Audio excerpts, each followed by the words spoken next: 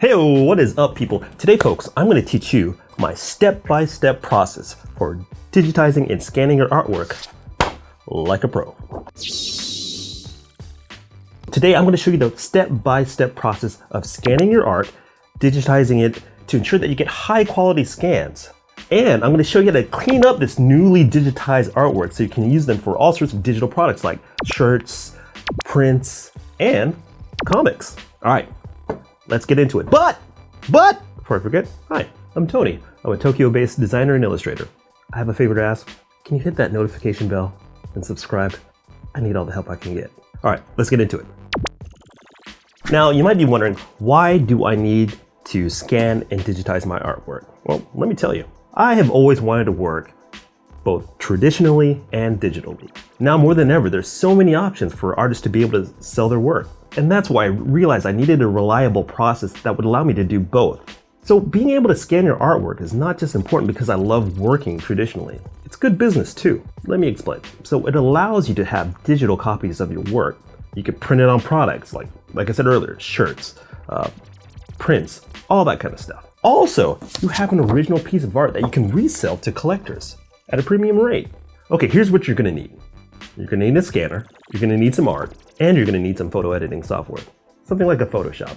Use whatever you have available. Not everyone can afford Photoshop, but if you can, I recommend Photoshop.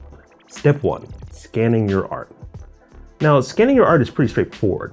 It's a pretty simple process. So today we're gonna use a pen and ink illustration I did for Inktober. So if you're doing something like a comic book, I think this workflow works really well for it. To start off, I would kind of make sure you have a clean scanner first. Odds are there might be dust and other miscellaneous artifacts on your screen. We don't want to have that junk show up all over your scan.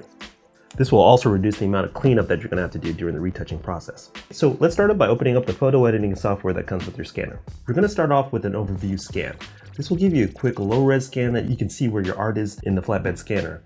This is also going to give us a chance to crop out the unused portions and reduce the file size. Okay, there we have it. We have our overview scan. So now let's talk about settings. Personally, I like to set mine to color.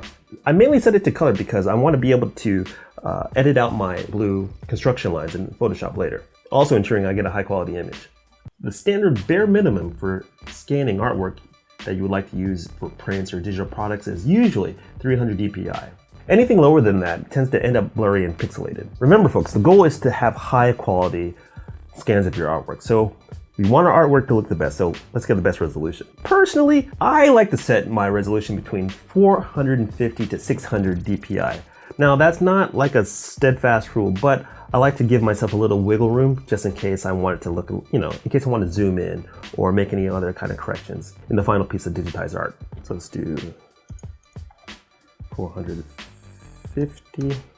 Next, I'm going to use the crop tool and select exactly where I want it to scan. Like I said earlier, this is going to reduce the file size. Okay, so for format, you can go between GIF or TIFF or PNG. I'm not too picky about what format to use. Generally, I tend to stick with PNG files or JPEG files. All right, cool. Now with that all set up, let's make the scan. All right, cool. We got our scan, so let's now bring this into Photoshop and let's do a little bit of touch up. Okay, let's clean this guy up. Now we've brought the illustration into Photoshop. Let's do a quick rotating of the canvas. Now I want to show you guys a couple things here. So we have three main goals: clean up the artifacts, make corrections, and delete the blue construction lines. So let's start off with deleting the blue construction lines. So I want you to see this. So you can see here where I had the kind of blue construction lines from the initial illustration. Usually illustrators or artists, what they'll do is they'll work in a non-photo blue. And back in the day, if you Xerox the artwork, it wouldn't show up. Same concept, but this time we're gonna try to have the same effect, but instead we're gonna be using Photoshop. Okay. So let's switch the mode to CMYK color. Hit OK. And then next up, we're going to go to saturation. So we're going to go to Image, Adjustments, Hue and Saturation. Let's zoom in here so we can see. Now, first up, let's select cyan. All right. And what we're going to want to do is we're going to want to bring down the saturation, and then we're going to raise the lightness. And you can see it's gotten rid of a little bit of it, but we still have more to do. Now from the cyans, we're going to move on now to blues. Select blues. We're going to bring down the saturation, and we're going to increase the lightness. And finally, let's go down to magentas.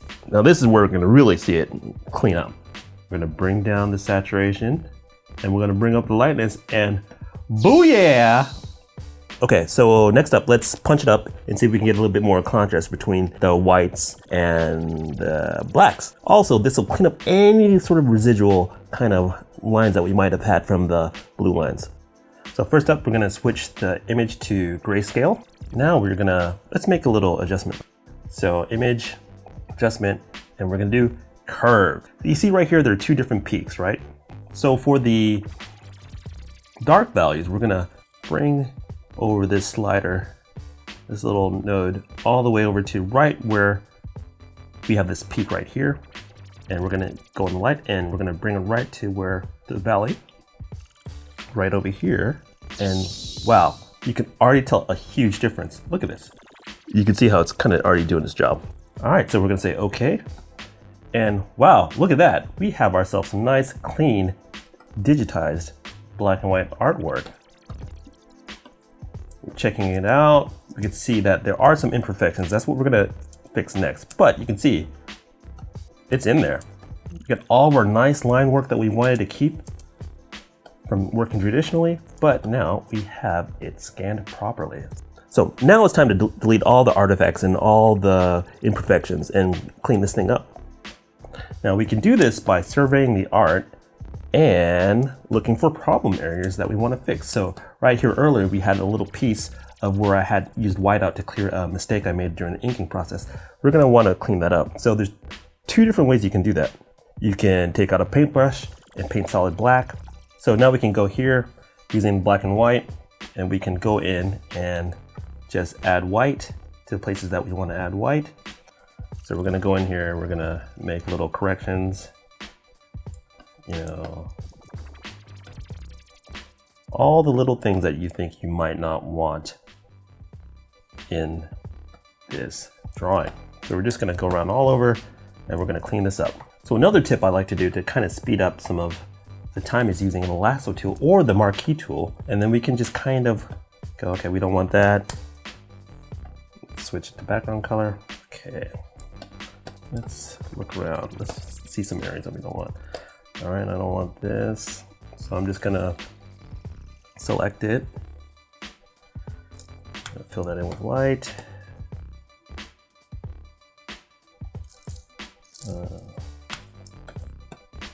This is the monotonous part of the whole process, but you know, you can zen out, listen to some music. So let me show you another good trick. So you can see that I have areas where the black is not solid, right? So we can easily come in here and make selections and fill it with solid black. That looks so much better. So we're just going in here and making selections and cleaning it up. So you can see this is more for people that are doing things like comic book art, but the process is still the same for people doing all sorts of traditional work. You can come back in Photoshop, make all the little corrections that you have to do by whether it be using the warp tool, clothing stamps, all these little things that can help you get the desired image you want. But the most important thing is that you have a really nicely scanned image that you can work from. So like if I had gone in and scanned this at a lower resolution, say like 150, I wouldn't be able to keep all this information, all this visual information. It would get kind of blurry and pixelated, and we don't want that. We want our art to look awesome. So all your fans and whatnot would be like, ooh, it's so good. And you'd be like, I know. But you can see that nice analog quality that we want to keep. So we don't want to totally lose all that, all these imperfections. That's kind of what gives it its nice character, its little special something something. So there you have it. Here we have a nice scanned digitized version of our art. We'll switch back modes to RGB color or keep it CMYK depending on what you want to do. If you want to do print, you want to keep it CMYK. If you want to do things like just want to keep it digital, something that's online, that's on your phone or on your computer, keep it RGB. We're just going to save this as a Photoshop document. You can save it however you want. Up to you. You know, let's just take a quick before and after look at what we got here. So this is the before and this is the after. Wow. That's a pretty big difference. I mean, seriously, that's amazing. All right, there you have it, folks. This is a small tutorial of how to clean up and digitize your artwork in Photoshop or whatever editing software that you use. So, did you find this helpful? Please let me know in the comments. And if I missed something, please let me know. Now, I know there's a whole lot of different ways that you can go about doing this, but this is my personal way of doing it. I've been doing it this way for years, and I think it's kind of good. It allows me, like I said, to do both digital and traditional work. Also, this is really good for comic book artists. So like if you want to have that kind of traditional feel, because I love the way that, you know, it's kind of like when you ink something on paper and you have the grain of the paper, there's something special about that. I don't know what it is, but it gives it a certain kind of special quality. So I really like the traditional look. And I like the option of like putting these designs or whatever on different shirts, inking it for a comic or, you know, whatever you want. It's up to you. So going forward, in the next video in this series, I'm going to teach you how to take this art and move it into Illustrator and make a vector-based piece of art with a traditional feel from your digitized artwork that we just did right now. So don't forget to hit that like and subscribe button. Check me out on Instagram. And yeah, if you have any ideas of what you'd like to learn, let me know. All right, this has been Tony on Sketchflix, and I will catch you later. Bye-bye.